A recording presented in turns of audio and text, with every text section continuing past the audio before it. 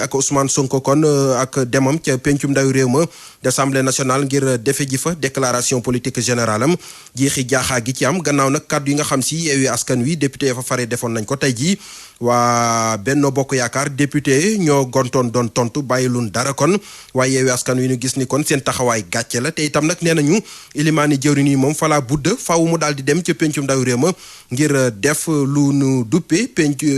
déclaration politique générale ndax ne nag loolee cartum réew mi moo ko tënk Oumar Mbow. ay fan na ngi ni seen politique sénégalaise yëngu bu baax a baax. sunu collègue yi nga xam ne nag ñoo nekk ci groupe parlementaire Yewwi dañoo sol mbubbu premier ministre daal di violer mooy li nga xam ne le principe de la séparation des pouvoirs. li ñu jàpp ne kon premier ministre Ousmane Sonko dafa ne lànk du def li ñuy woowee déclaration de politique générale nag moo ko sooxee tax nag vice présidente bu groupe parlementaire Benno Bokk Yaakaar di xamle lan mooy DPG. déclaration de politique générale dafa wax ne képp koo xam ne premier ministre du Sénégal da nga war a def. parce que déclaration boobu noonu muy jàkkaarloo boobu ak face à face ak ñun député yi dafay tax ki nga xam ne mooy jëwriñu gouvernement bi dina ñëw waxtaan ak député yi ci li nga xam ne mooy vision. ñu nekkoon ci l'opposition bi démb tey ji nag député Yewwi ñooy daal di kon joggi règlement intérieur bu assemblée nationale te politique képp a ko lal Adji Mbergane Kanouté di xamle ne yooyu les députés yu pouvoir en place lu ñuy woowee temps moo leen dàpp. benn premier ministre musul daw jàkkaarloo ak ay député pour wax leen fi nga xam ne foofu la réew mi jëm. ñu jàpp ne tey li ñu wax ci règlement intérieur bi nee nañ règlement intérieur bi dafa faux te bu ñu fàtte ne règlement intérieur boobu noonu ñi di député Yewwi yi moom la ki nga xam ne mooy l'ex premier ministre Amadou Ba ñëwoon def ci déclaration politique générale au mois de décembre moom la ñu également sukkandiku woon pour def li nga xam ne mooy motion de censure bu ñu déposé woon. Adji Mbergane Kanouté ak ñi mu àndal nekkoon ñoom ñooy député yu Sénégal tax nag ñu ne ñu ngi prendre à témoin opinion internationale ci li nga xamante ni moom mooy déclaration politique générale bi. Oumar Mbow ñoom waa Benno Bokk Yaakaar sax nee nañu dinañ def seen kéemtulaay kàttan ba dindi ci règlement bi texte yi nga xam si nag ñooy may njiitu réew mi mu daal di mën a tas li la di assemblée bi te duñ ci am ndax nañ ca boole ab motion. Adji Mbergane Kanouté moom mooy vice président bu Benno Bokk Yaakaar ci député yi groupe parlementaire bi ñu teewlu ko Oumar Mbow. dañoo enclenché benn processus. liggéey ci loo xam ne tey article yi nga xam ne moo doon tax kii di président de la république mu ne gisul assemblée nationale du amati. ñu liggéey tamit ba nga xam ne tey li nga xam ne ci motion de censure tamit du amati kon loolu la ñuy liggéey fu mu nekk nii ba nga xam ne assemblée bii. ñun groupe Benno Bokk Yaakaar di groupe majoritaire ñu ciy liggéey indi proposition de loi boo xam ne tey président de la république du mënati naxasaayal assemblée bii parce que nag li nga gis ñi doxalee doxalu woyu la ñu indi te yaakaar naa doxu taxawaayu woyu bu ko nit indee ci Sénégal gii dina jaaxal waa Sénégal kon sénégalais yi ñiy seetaan xam nañ bu baax a baax que ñun groupe Benno Bokk Yaakaar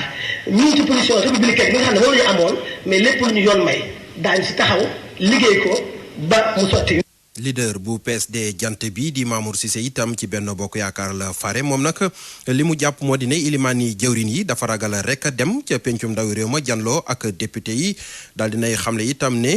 bu ko defee dina def loo xam si yoon mayu ko Mamour Cissé ak El Hadji Ndiogou Diène. loolu daf ko def pour tiital gars yi mais gëmu ko parce que xam na ne que institution la et xaw ma kan de waaye conseil constitutionnel bi lépp lu tegu ci yoon dina ko valider mais lépp lu tegul ci yoon du ko valider kon pour man vraiment du ma ci attardé wu sax parce que je me dis que day xëbalaate rek parce que xam na ne que du foofu nañ koy xaar discours de politique générale c'est constitutionnel attente la waaw et encore pour l'élite mais tey Sénégal yi xam nga lu ñu soxla gis nga goos yi ci mbedd mi nañ leen jox lii xëy nañu soxla nañ leen dimbali pour ñu mën a am qualification nañu la reddition des comptes c'est une exigence aujourd'hui ci yooyu nañu xaar vraiment gars yi def ci ay jéego yu extraordinaire parce que loolu le Sénégal yi di xaar et puis surtout xam ne que état de grâce bi du wéy dès l'instant que du wéy mais qu'il sache raison garder man de foofu laa leen di xaar et je pense que askan bi yëpp foofu lañu leen di xaar. daanaka nu ni mel itam la Thierno Alassane Sall daal di waxee moom njiitul République des valeurs gis ni nag loolee nga xam si moo gën a yitteel askan wi moom la ñu waroon a débattre te nag bàyyi lu aju ci déclaration politique générale bi mu jàpp ni nag loolee wareef la lii Ousmane Sonko wax ne bu fekkee ne jooyantiwun lu jëm nag ci la ñu war a lijjanti ci article yi foofee kon ci règlement bu assemblée nationale dina ko defe ji feneen mu jàpp nag mën na ko defe kon sax bu ko neexee marché Sandaga waaye nag loolu nekkul wareef ci moom ngeen di woy di déglu xibaari guddi gi ci rajo Futurs Médias juróom-ñeenti waxtu moo jot ba tegal juróom-ñaari simili. ak RFM kumpa jeex na. tey jii ay fitna amoon ca CEM Amadou Traoré ba nekkee ca benn tali ñi nga xam si nag ñoo di élèves yi gannaaw seen ñaareelu fanu composition bi nu ci noppee daanaka nag dañ doon jaamaarloo ak jàngalekat yi doon leen sànni ay xeer boole ci itam di leen menacer loolu nag tax ba jàngalekat yi gis ni mbirum banditisme la jóge nag ci élèves yi police bu HLM sax moo mujjee daal di ñëw ngir lijjanti moom le mbir Joseph Pama Diouf moom professeur d'anglais la ci boobule école mooy yëglu ci micro Kumba Sanjaan Faye. ba léegi dañuy dugg 10 minutes 15 minutes 20 minutes maximum 25 minutes ñu daloo seen i fay génni man ci suba si bi ma ko interpellé naa principal bi nekk waaw lii loo ci xamu naa ma bàyyi leen ñu dem alors 13 heures là c'était vraiment le paroxysme mu jéggi dayoo élèves bi dañoo taxaw ci buntu école bi commencé xotti seen i kaye xotti seen i tenue gaddu ay xeer ak ay morceaux briques professeurs yi doon génn pour ñibbi ñu commencé leen xoxotal commencé leen menacer commencé sànni ay xeer ak ay moitié briques ci biir école bi même les briques dañ doon dugg ci biir surveillance bi menacer tout le monde lii dafa jéggi dayoo parce que buñ la dënkee ay xale pour ngay war leen mën a jàngal yar leen xale yooyu noonu dem ba yow mënatoo si ñoom dara vraiment am na problème école bii nii war nañ ci jóg depuis ñaari at a ngi ni nag école bi ça ne marche plus li ko waral ñun ña fa nekk ñëpp xam nañu ko dañ koy wax ci suuf di ko wax salle des profs di ko wax A2 A3 A4 mais ce qui ne va pas IEF Selbé Badiane moom ci boppam xam na li doxul ci école bi nii maag moom toog. ñu wëyal wax kon ci njàng mi bi la yoon ak baccalauréat technique bu 2024 bi nga xam si nag lépp lu ca aju ba mu jaar yoon daal dinañ koy def bu ñu sukkandikoo ci directrice générale bu formation technique mi jàpp ni nag premier tour bi moom téeméer boo jël ñeent fukk ak benn ñoo daal di jàll Maïmouna Kanté Camara ak Idrissa El Walid Sow. dëgmal nañu baccalauréat technique bi dëgmal bi nag liñ ci jàpp mooy activité boo xamante ni la ci activité yëpp solo ci ministère de la formation tax na ba monsieur le ministre monsieur Amadou Moustapha Ndiack Sarré ci ndorteelu examen yi baccalauréat bi def na une tournée pour xool naka la activité bi déroulé wu constat yi nag wax dëgg yàlla partagé na ko ak yéen waa presse bi ñu ciy jaare di leen gërëm di leen sant dëgg yàlla amuloon en tout cas benn jafe-jafe majeur boo xamante ni noté nañ ko candidats yi ñëw nañu présent nañu majoritairement parce que nag pourcentage bu néew moo fa teewul te loolu du ñàkk ci activité instruction yi nga xamante ni woon nag conseil interministériel donc premier ministre joxe woon moo di kaaraange bi saytu cet gi environnement bi jël disposition yi nga xamante ni yëpp mooy tax ba xale yi en tout cas mën a composer ci jàmm ci salaam ak ci sago yooyu nag monsieur le ministre noté na ko ba mu ànd ak équipe am jaar ci en tout cas yenn centre d'examen yi. pour man RFM mooy rajo bi gaaw ci xibaar yu wóor. RFM xibaar yu wóor te wóor. tey ci ajuma ji ca dëkk bu sell ba di Touba ONAS Touba ca kanam ak ñu fare ca mairie ba ñoo fa doon nag mottali opération yoo xam si ñetti fan lañ ko doon amal jëmale ko nag ci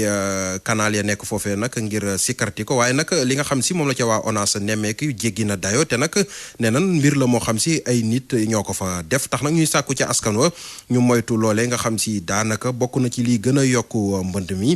Mamadou Mbacké Fall moom mooy superviseur bu ONAS foofee ñu teewlu ko Pape Mbaye Diaw. dañoo benn tournée xool la situation de toutes les zones inondables de Touba xool bassin versant yi avec la commission assainissement de la mairie ñëwaat à la mairie def benn réunion débriefing ci lañ planifié nee na def 72 heures yoo xam ne nii mercredi jeudi vendredi lay doon ñu ànd ko ak waa Touba ca kanam ànd ko ak marchand ambulant yi ànd ko ak mairie Touba bi ñu ko defee wax dëgg yàlla appel bu suñu lancé ko ku nekk génne ay moyens ñu daje fi démb jeudi def nañ dañoo séddoo réseau bi on a ànd ak entreprise bi état bi décidé tey ñu ne nañ daje marché Ocass ajjuma ji parce que marché Ocass c'est un enjeu liñ fi gis nag ñun ñëpp ñoo xam ni fii lii buñ ko fa bàyyee bu tawee vraiment kenn dootul am foo jaar te dañuy wax souvent damay faral di waat parce que une ville boo ko assainirul même boo defee ay kër yoo xam ne jamaal ak or sax doo fi mën a dëkk kon loolu il faut nit ñi bàyyi ko xel te li gën a marché Ocass yéeme boo xam ne nii da ngay gis rigole yi ak regard yi ndox ma raw ay nit tabax ci kaw mbaa ñu ay suuf def ko ci biiram fees dal loolu nag ñu ñaan population vraiment ñu jàppale ñu xam ne seen bopp la ñu jàppale parce que lii fi am kat bu ñu ko fa bàyyee nit ñi duñu am fuñ jaar mais mën na jur ay feebar yoo xam ne kenn xamul fu mu yem yàlla nañu ci yàlla musal kon appel boobu la bëggoon lancé man di wax commerçant yi nañu gën a góorgóorlu ci jàpp ci liggéey bi lii ñu def ñoom lañ koy defal waa Touba lañ koy defal koo xam ne gëm nga Serigne Touba ne moom ngay liggéeyal li nga war a njëkk a def mooy fexe ba li ngay wax dëppoo ak say jëf wante bu fekkee bu ñëw sëñ bu ñu demee yaru bu déglee ñun ñëpp ñu déggandoo ko mu génnee ku nekk génn def loolu neex loolu am nangu nañ ni France la contre Belgique di match boo xam ni altine lañ ko jàpp bu 16h jotee dayo Upamecano défenseur bleu yi janoo ak taskatu xabaar yi tey ñu teewlu ko. Non, la pression non. La Belgique on pression moom amuñ ko Belgique xam nañ ni liñ taseeg moom bëri na gagné nañ leen lu bëri waaye match bi beneen match la te xam naa ni dinañ jéem a jël seen revanche jéem ñoo gagné suñu dëkkandoo lañ donc forcément dinañ ñu bëgg a dóor waaye ñun dinañ pare ngir jàmmaarloog ñoom fexe ba def lépp ngir gagné match bi. groupe lañ te groupe bi ñëpp am envie jouer amul kenn koo xam ni di nga gis ci xar kanamam mbégte buñ ko tegee ci banc bi waaye comme li may wax rek buñ bëggee sori ci compétition bi il faut que ñëpp ñu joxante loxo dem xeexandoo waaye lépp mën na am li soxal Antoine Griezmann nag xam ne ni moom leader la te buñ ko tegee ci banc bi man jàpp naa ni wàññiwul dara ci moralam te bu weesoo loolu man du man maay def choix coach yi coach bi moom mooy décider kan mooy jouer ak ku dul jouer waaye li ëpp solo mooy groupe bi ñu xàccandoo dóorandoo dayo Upamecano jano ak taskatu xabaar yi kon ci lu soxal match France contre Belgique 8e de finale yi bu 16h jotee ñu taxaw seetlu ci attaquant yu mag yi ñu doon xaar Harry Kane Robert Lewandowski Romelu Lukaku Kylian Mbappé Cristiano Ronaldo juróomi attaquant yoo xam ne nag njortoon nañ ñi dinañ dugal lu bëri ci Euro bi ndax ñoom ñëpp boo leen dajalee dugal nañ lu toll ci téeméer ak juróom-ñaar fukk ak juróom-ñeenti but saison bi ci seeni club juróomi but képp nag lañ dugal ci Euro bi ñoom ñëpp wala sax ñetti but boo leen boolee ci phase de groupe bi ci Euro 2024 bi yëpp nag benn képp moo ci jeu bi yeneen ñaar yi ci penalty la di stade yoo xam ni day interroger maanaam jaaxal na ñu bëri ñi leen doon xaar ñu teewlu ci seetlu googu ak Abdourahmane Diallo. am na ñi nga xam ne seen boss neex naa expliquer ku mel ni Lewandowski moom mi nga xam ne ñaari match yu njëkk yi fekkewu ko te équipe am nekkul équipe bu am doole. Kylian Mbappé moom it provoqué na but contre son camp bi ñu daje ak Autriche waaye tamit amoon na penalty bi nga xam ne dugal na ko ci Pologne waaye ñeneen ñi ñoom seen mbir lu mat a xoolaat la ku mel ni Antoine Griezmann moom mi nga xam ne dafa doon daw ci terrain bi ba sax match Pologne bi Didier Deschamps ci banc bi la ko daal di teg. Kane moom dëgg la sax dugal na but contre Danemark waaye jamono jii nii mën nañu wax ni fësul lool ci match poule yi keneen ki nga xam ni moom it mën nañu wax ci lu jëm ci mbiram moom mooy Romelu Lukaku attaquant Roma bi ñetti but la daal di dugal waaye nag ñetti but yooyu yëpp ginnaaw VAR ba dañ ko daal di annulé. Cristiano Ronaldo moom it profité wul ci lu Gonçalo Ramos daal di bañ a fubal lu bari ci sélection bi ndax moom Cristiano moo daal di fubal lu gën a bari waaye ba léegi dugalagul te mu ngi ànd ak mer ba léegi. li koy firndeel mooy bi ñu ko génnee ci seen match contre Géorgie. Euro bi am na ci tamit ay ndaw yi nga xam ni fës nañu Jamal Musiala Florian Wirtz lu wute ak ñoom tamit gardien yi ñoom it wane nañu seen taxawaay ku mel ni Mike Maignan ak góolu Italie bi di Donnarumma ñoom ñi nga xam ni ñoo tere siw attaquant yu mag yi. Copa America itam dañ koy wéyal ak affiche yi bu 22h jotee Colombie Costa Rica samedi 1h Brésil nekk ci ay jafe-jafe benn poñ képp la amagum war a taseek Paraguay bu 1h jotee ñu wax ci mercato laata ñuy tëj page des sports bi ak José Lu mi nga xam ni nag day jóge Espagne saison bi ñu dëgmal attaquant bu Real Madrid nekk héros ci Ligue des champions bi weesu international espagnol di découvrir championnat bu Qatar ak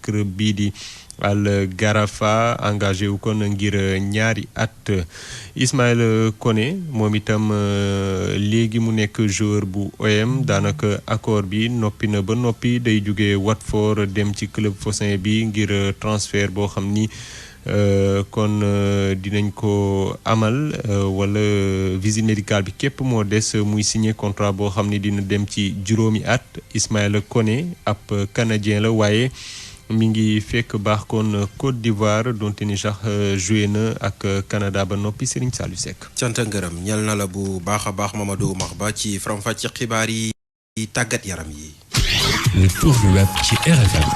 Jo Maron. xibaar yi ruuse ci internet ñu tàmbale ko ak waa IGFM ñu wax ci kaddu yi nga xamante ne kii di premier ministre wax na ko mu ne bu fekkee ne rek assemblée nationale dafa mënul changer li nga xam moom la ñu sentu ci moom fii ba fukki fan ak juróom ci weeru juillet bi dinaa def sama déclaration politique générale ci kanamu ay assemblée boo xam ne askanu Sénégal ñoo fay nekk ay partenaires yu Sénégal ak jury boo xam ne ay universitaires ñoo ci nekk ak ay intellectuels wala ñu bokk ca société civile maanaam ñu deful politique lii nag dina tax ñu indi débat boo xam ne dafay libre ak débat boo xam ne rek ñëpp a ci mën a yëkkati seen kaddu yu Ousmane Sonko moo ko fësal ci page Facebook am taskatu xibaar bi di Madiambal Diagne ci kaddu yooyu nga xamante ne Ousmane Sonko yëkkati na ko njiitu groupe Avenir Communication ne Ousmane Sonko nag fi mu ne nii xamle na rek coup d'état boo xam ne moom la bëgg a def ci fukki fan ak juróom ci weeru juillet bi ci atum 2024 xibaar ba mu nga ca AZ Actu ci APS wàññi bu ñu wàññi rek njëg ci li ñu dundee gouverneur bu Louga dafa woo ñi nga xam ñoom ñooy